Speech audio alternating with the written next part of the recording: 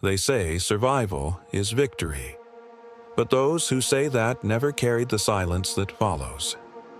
It has been 40 years since the mountains of Italy, but I still wake up to the same echo. The sound of gunfire, the scream of shells, the sudden quiet after men stop breathing. I was 22 when I learned that living can sometimes hurt more than dying. Back then, I was Sergeant Thomas Hale of the 45th Infantry Division. We were sent to hold a narrow pass outside Cassino, a nameless slope that smelled of smoke and fear. It wasn't a grand battle, no medals, no heroes, just mud, exhaustion, and the hope that we'd see the sun again. There were 12 of us. We'd been together long enough to become a kind of family, the kind forged by shared hunger and too many goodbyes. There was Corporal Mason, who carried a harmonica and played it every night like it could hold the world together. Private Ellis, the Joker, he could make a man laugh even while bleeding. And Captain Reynolds, our leader, calm, sharp, and unshakable. To me, he was everything I wanted to be. We'd been ordered to hold the ridge for 48 hours. It sounded simple. Everything does until the sky falls. The first shells hit just after dawn.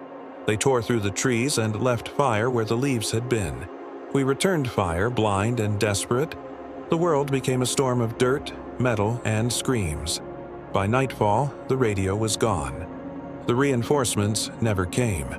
The ridge that had seemed so strong now looked like a grave waiting to be filled. Still, Reynolds refused to retreat.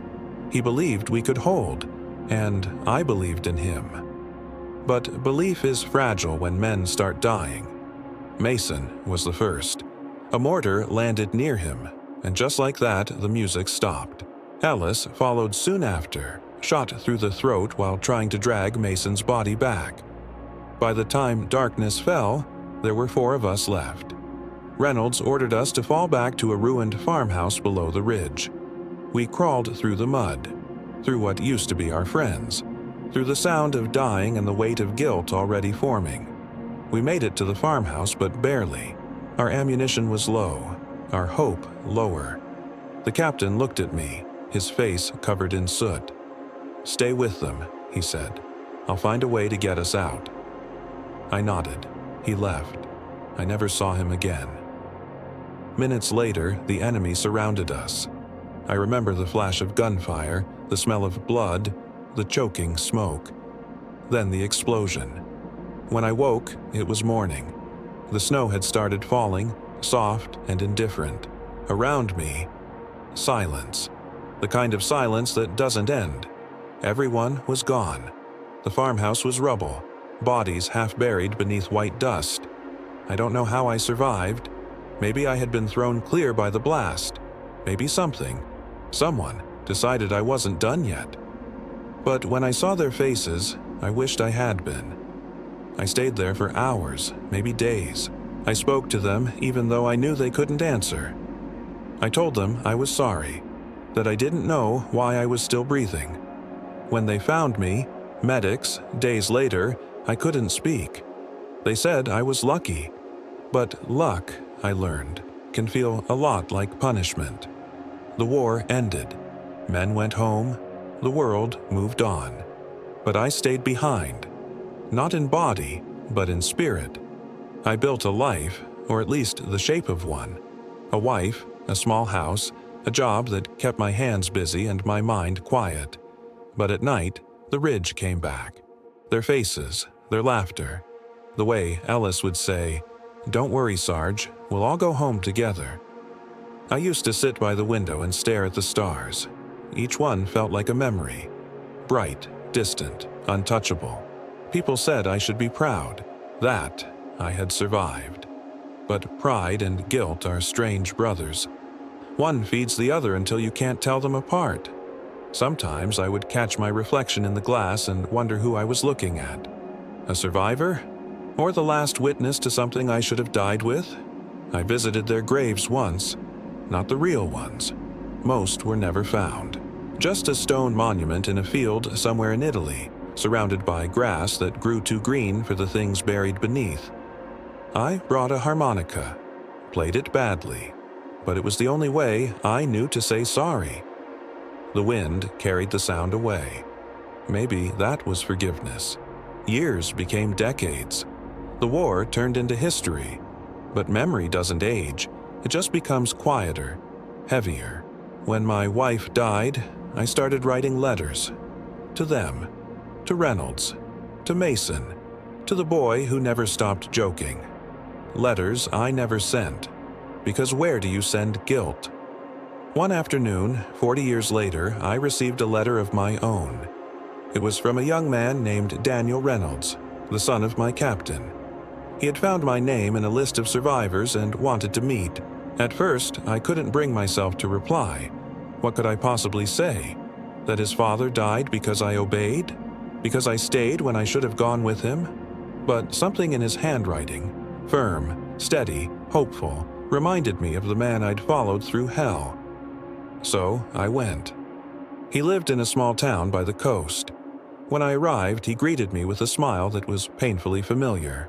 Same eyes, same calm. It was like seeing a ghost that forgave you just by breathing. We sat in his garden, the sea stretching endlessly behind him. He poured me coffee, black and simple, and said, "My father talked about you in his letters. He said you were the best man he ever commanded." I couldn't answer. I wanted to tell him the truth, that I wasn't brave, that I had survived by accident, that I wasn't the hero his father thought. But the words died in my throat. Then he said something I never expected. I always wondered why he didn't come back. But now I think maybe he didn't have to, because men like you carried him home. That was the moment the weight began to lift. Not disappear, it never does, but shift, just enough for me to breathe again. I realized that guilt is a shadow that grows when we stare only backward. But when someone shines kindness on it, even for a second, the shape begins to change. We talked for hours, about nothing and everything. He showed me his father's old harmonica, the same kind Mason used to play. He asked if I could still play. I said I'd forgotten. He laughed and said, "Then maybe it's time you remember." That night I sat on the beach alone, the sea whispering like the wind at Cassino. I held the harmonica to my lips and played a single note. It wavered, cracked, then grew steady. And in that fragile sound, I felt them. All of them. Not ghosts, not accusations, just presence. The stars above seemed closer than ever. I closed my eyes and whispered, "I made it home." And for the first time in 40 years, I believed it. People ask me sometimes if I believe in fate. I don't. I believe in mercy. Because mercy is what allows the living to stand beside the dead and still move forward. I still visit that beach every year. I still bring the harmonica. I still play for the men who never got the chance. But now, when I play, it isn't sorrow that fills the air. It's gratitude. Because survival, I've learned, isn't a curse. It's a responsibility. A duty to carry the memory of those who didn't make it, not as a burden, but as proof that their lives mattered. We think the war ends when the guns stop. It doesn't. It ends when we forgive ourselves enough to live again. If you asked me what I learned, I'd tell you this. Courage is not running toward bullets. It's facing the quiet after they've stopped. And sometimes the bravest thing a man can do is simply keep breathing. Not for himself, but for those who no longer can. When I leave this world, I hope the wind carries my name softly, the way it carried that music across the ridge all those years ago. And if I meet them again, Mason, Ellis, Reynolds, I'll tell them what I should have said back then. I didn't deserve to be the one who lived, but I tried to live enough for all of us. Because in the end, survival isn't about escaping death. It's about learning to honor life.